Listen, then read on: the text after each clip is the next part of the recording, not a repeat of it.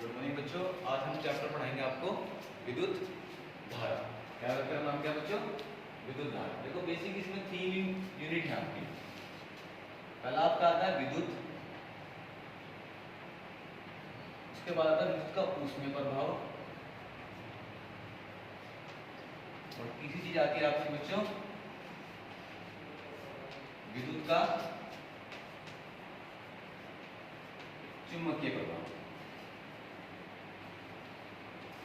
हमारी 10th class में 25 number की केमिस्ट्री फिजिक्स आएगी बच्चों। कितने नंबर की आएगी बच्चों? बोल लो, कोई दिक्कत नहीं। ठीक है, कितने की आएगी? 25 नंबर की। आराम से। कितने के बच्चों? 25 में हमारे दो चीज में डिवाइड हो रही है हमारी फिजिक्स। एक हमारा होता है प्रकाश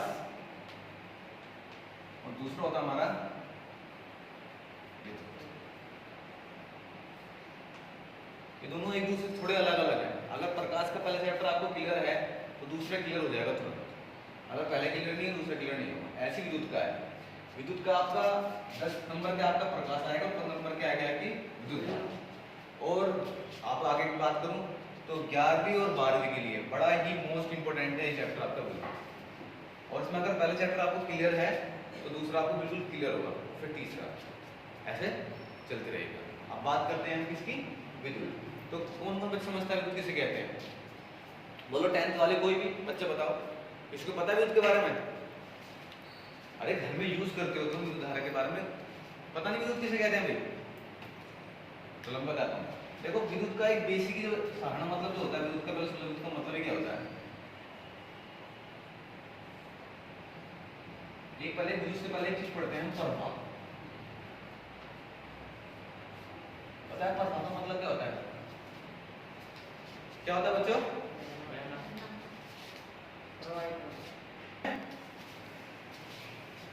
विद्युत धारा के बारे में। विद्युत धारा क्या होती है? देखो जो बच्चों का थोड़ी बड़ी बात समझ में ना आए तो कमेंट कर देना, ठीक है ना? देखो बात करते हैं विद्युत धारा के बारे में। इसके बारे में बात करें बच्चों, विद्युत धारा। विद्युत धारा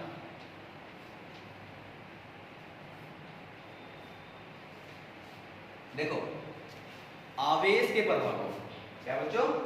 आवेश के प्रभाव को, मतलब आवेश के एक स्थान से दूसरे स्थान तक ले जाने को क्या कहते हैं? विद्युत धारा कहते हैं। एक परिभाषा सुन लो, आवेश के प्रभाव को क्या कहते हैं? हम वैद्युत धारा कहते हैं। अब बात करते हैं, यहाँ पर एक वर्ड आया बच्चों हमारा आवेश। क्या आया बच्चों हमारा? एक वर्ड आया आवेश।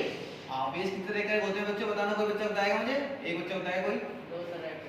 कितने प्रकार के होते हैं? खड़े होकर बोलो। दो तरह के। तो तेज लाउडली। दो तरह के। कौन कौन से होते हैं बच्चों? धनावेश, बैठ जाओ। धनावेश और बच्चों ऋणावेश।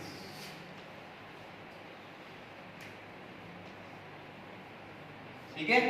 धन मतलब बच्चों पॉजिटिव, धन मतलब बच्चों पॉजिटिव, प्लस का।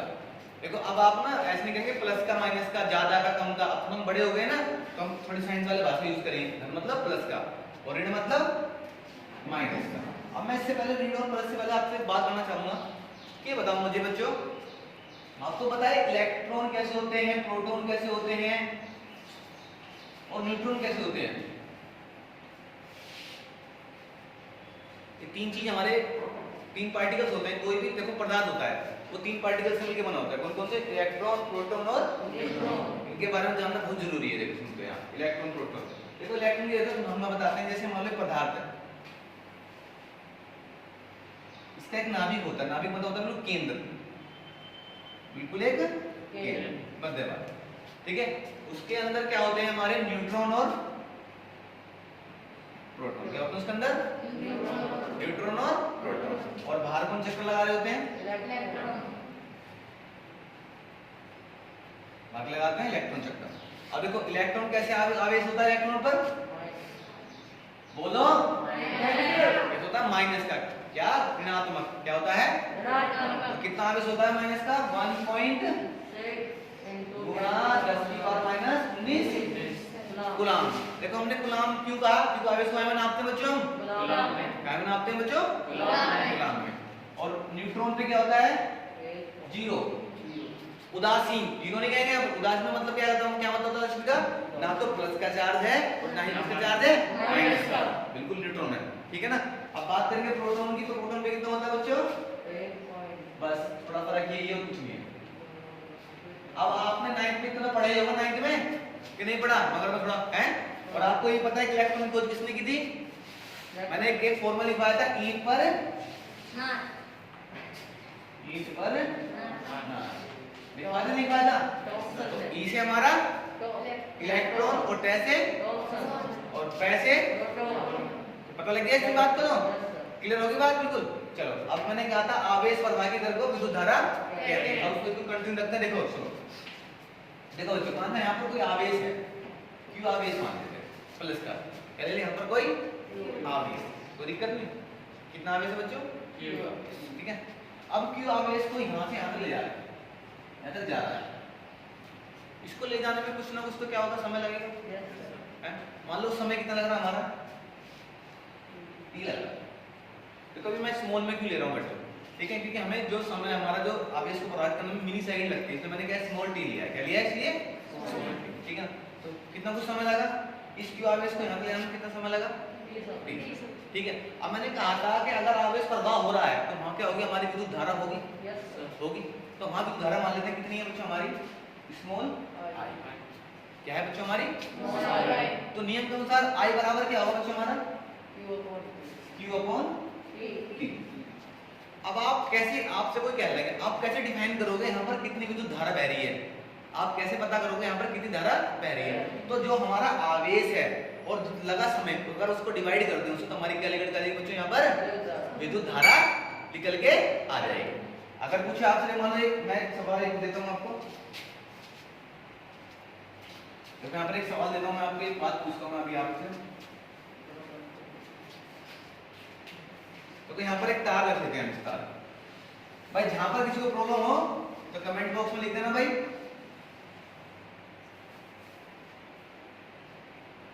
ये हमारा तार है बच्चों, ठीक है, थोड़ा सा इजी बना, ये तार है हमारा, ठीक है। तार का साइज ऐसा होता है अंदर का। अब इस तार में मान लो क्यू आवेश यहाँ से प्रभावित कर रहे हैं, तो आप देखो एक तार को सिरे पर लगाते हैं, दूसरे पर अपना भी क्या होता है, धारा प्रभावित हो जाती है। अब देखो हमें वो थोड़ा बहुत ही कम समय में होता है, मिली सेकंड में होता है, मगर कुछ ना कुछ तो समय लगता होगा आने में, कुछ तो लगता होगा।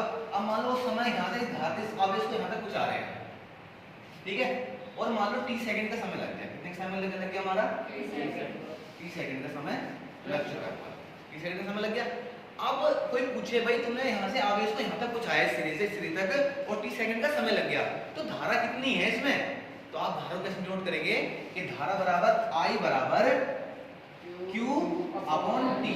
मतलब कहने का है जितना हमारा आवेश है उस आवेश को अगर हम समय से भाग लगा दें तो क्या मिल जाएगा, हमें विद्युत धारा मिल जाएगी। अब देखो आपने देखा होगा दूध तो हम नापते बच्चों, हम देखो दूध तो हम नापते लीटर में, तो आवेश को हम नापते बच्चों हम कूलाम में। क्या हम नापते हैं, देखो देखो जैसे कोई वैज्ञानिक बने, उसने आवेश की खोज करी तो उसने अपने नाम क्या रखते, कूलाम, क्या रखते हैं कूलाम, इसका आवेश। आवेश का मात्रक क्या होता है, समय का मात्रक क्या होता है, और धारा का मात्रक क्या होता है, एम्पियर।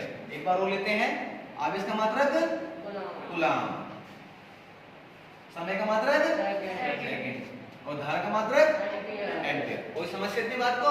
अब देखो एक फॉर्मूला, देखो एक फॉर्मूला आया आपका कि Q बराबर I नहीं, Q बराबर I बराबर Q अपॉन T। अगर देखो हम थोड़ी सी मल्टीप्लाई करें तो तीन फॉर्मूला निकल जाएंगे आपके यहाँ से। तो यहाँ से आपका एक फॉर्मूला तो ये बन गया पहला, जो आपका बेसिक है।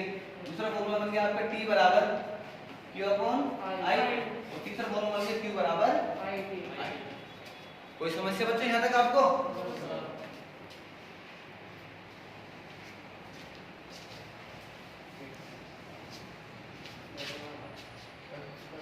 चलो भाई अब पर एक नया फॉर्मूला को लेते हैं बच्चों हम यहाँ पर। एक हमने लिखा है Q बराबर IT और एक Q बराबर होता है बच्चों N। क्या होता है Q बराबर एक N। देखो Q क्या है यहाँ पर, आवेश।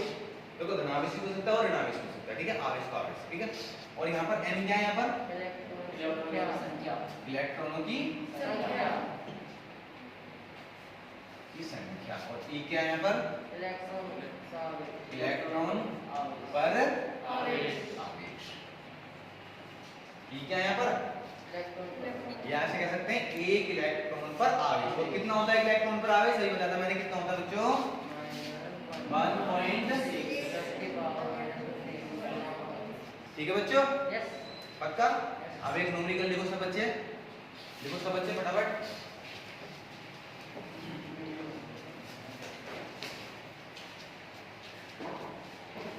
लिखो एक न्यूमेरिकल। किसी विद्युत परिपथ में, किसी विद्युत परिपथ में, किसी विद्युत परिपथ में 150 कूलम का आवेश प्रभावित हो रहा है। किसी विद्युत परिपथ में 150 कूलम का आवेश प्रभावित हो रहा है। 150 कूलम का आवेश प्रभावित हो रहा है। यदि यदि आवेश को 50 सेकंड तक प्रभावित करें, 50 सेकंड तक प्रभावित करें, तो परिपथ में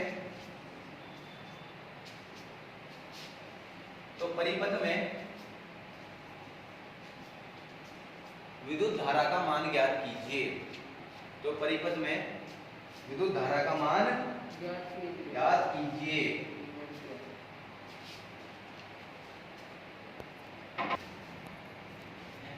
देखो बच्चों, अब देखो क्या दे रखा था, हमें बताओ। एक क्वेश्चन मुझे रखा था, क्या गिवन था बच्चों, हमें बताओ पहले बच्चों। आवेश तो क्या मैंने कहा रखा था आपसे, देखो कितना आसान हो जाएगा न्यूमेरिकल, बहुत आसान। देखो मैंने कह रखा था आपसे, आवेश के अंदर रखा बच्चों हमें 150 कूलम। देखो लिखने का तरीका बता रहा हूँ, पहले आपको यहाँ लिखना है हल। अभी आंसर, कभी क्वेश्चन में आंसर नहीं लिखते हैं, यहाँ पर क्या लिखते हैं? हल लिखते हैं। तो 150 कूलम, कोई दिक्कत?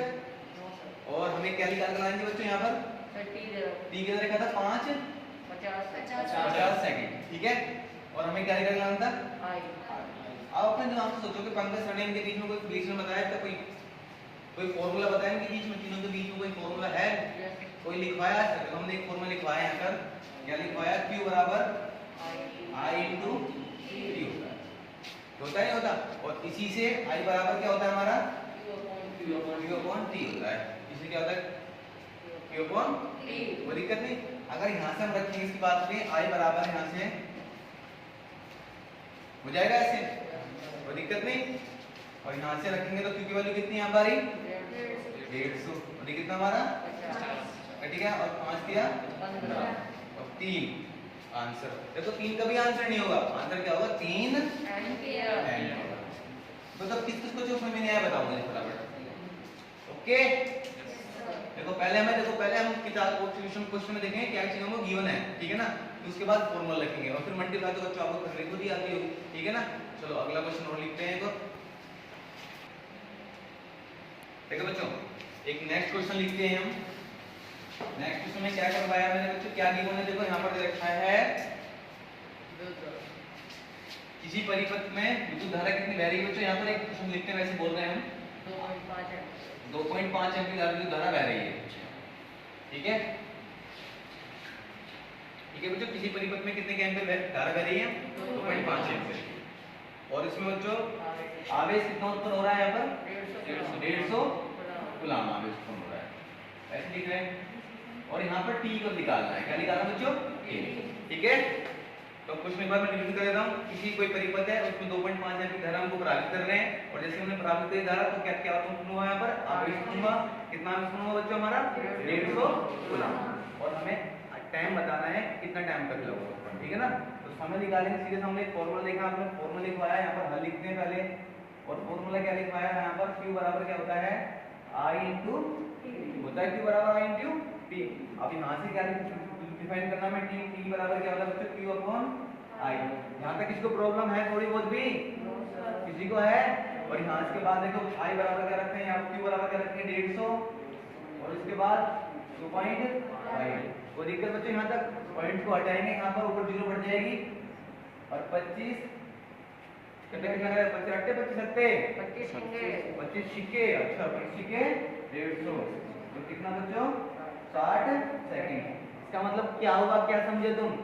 अगर हम इसका मतलब क्या है, अगर हम 150 कूलम आवेश को 60 सेकंड तक प्रभावित करें तो धारा कितनी वेव हो जाएगी हमारी 2.5 एम्पियर। बात समझ में आई नहीं आई? क्वेश्चन को रटना नहीं है, साइंस को ना रटते, साइंस को समझते हैं, ठीक है ना। और फिर देखो रटोगे, देखो ये सारा तुम्हारा जो साइंस पढ़ रहे हो ना, आप जो मैथ पढ़ रहे हो, ये सारा आपके डेली लाइफ में यूज होने वाला है आगे जाके। जब तुम इंजीनियर डॉक्टर सब बनोगे तो पता लगेगा आपको क्या फायदा। अब इससे क्या समझ में आया आपको कि अगर हम 2.5 एम्पीयर धारा कितने समय तक, कितने 60 सेकंड तक प्रवाहित करते हैं तो आप इसकी मात्रा कितनी होगी यहाँ पर 150। क्या होगी 150। इसका मतलब क्या है, अगर हम क्या नाम है इतने गुलाम आवेश को 60 सेकंड तक प्रभावित करेंगे तो कितनी धारा खर्च हो जाएगी हमारी 2.5 एम्पीयर धारा हमारी क्या हो जाएगी, समाप्त हो जाएगी। एक क्वेश्चन और लिखते हैं, चलो लिखो बच्चों क्वेश्चन और। तो किसी चालक में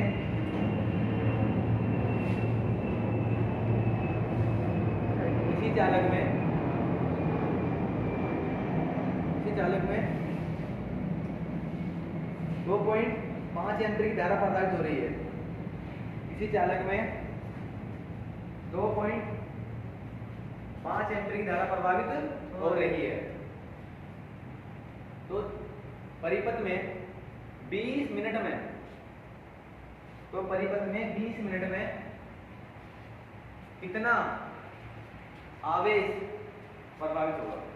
तो परिपथ में 20 मिनट में कितना आवेश प्रभावित होगा। चलो इधर देखो, मैं कराता हूं। इधर देखो, देखो इस क्वेश्चन में थोड़ा सा थोड़ी सी दिक्कत है, थोड़ी दिक्कत नहीं दिक्कत दिखा सकते इसको। देखो यहाँ पर अब देखो, हमें देखते हैं पहले क्वेश्चन को पढ़े, पहले दो बार क्वेश्चन को पढ़ लेते हैं। देखो इसमें क्या क्या चीज गिवन दे रखी है, गिवन देखो, गिवन क्या दे रखा है इसमें, आई कितने रखा है बच्चों यहाँ पर 2.5 एम्पियर। यहाँ तो कोई समस्या बच्चों किसी प्रकार की नहीं है, पक्का। चलो भैया देखते हैं। और यहाँ पर एक चीज रखा है 20 मिनट। तो यहाँ समस्या है थोड़ी सी। क्या समस्या है, देखो हमारी धारा भी क्या है छोटी यूनिट में, तो हमें इसको कहाँ निकालना पड़ेगा, छोटी यूनिट बनाना पड़ेगा। छोटी यूनिट कैसे, अब देखो 20 मिनट है, 1 मिनट में हमारे कितने सेकंड होते हैं बच्चों, 60। तो हम मल्टीप्लाई किससे करेंगे यहाँ पर 20 से 60 किससे करेंगे 60। तो कितना हो जाएगा हमारा 0 0 6 नहीं 12 1200 सेकंड। अब हमें क्या लगाना, देखो अब दिमाग से लगाओ। अब हमें क्या रिकॉर्ड करना है कि अगर हम क्या नाम है 1200 सेकंड तक इतने एम्पीयर धारा प्रवाहित करें तो कितने क्या होगा, आवेश उत्पन्न होगा। सिंपल सी बात, क्या होता है फॉर्मूला, Q बराबर I T। और I कितना है यहाँ पर 2.5 और T कितना लिख रखा है हमारा 1200। यहाँ से हटा देंगे, हाँ सेकंड बोल दिया। और कितना मल्टीप्लाई कितना करेगा 3000 आंसर। बोला कोई समस्या किसी प्रकार की भी, और ऐसी 10-15 मिनट अपना आप घर पे करना और अगली क्लास में आगे बढ़ाएंगे, ठीक है।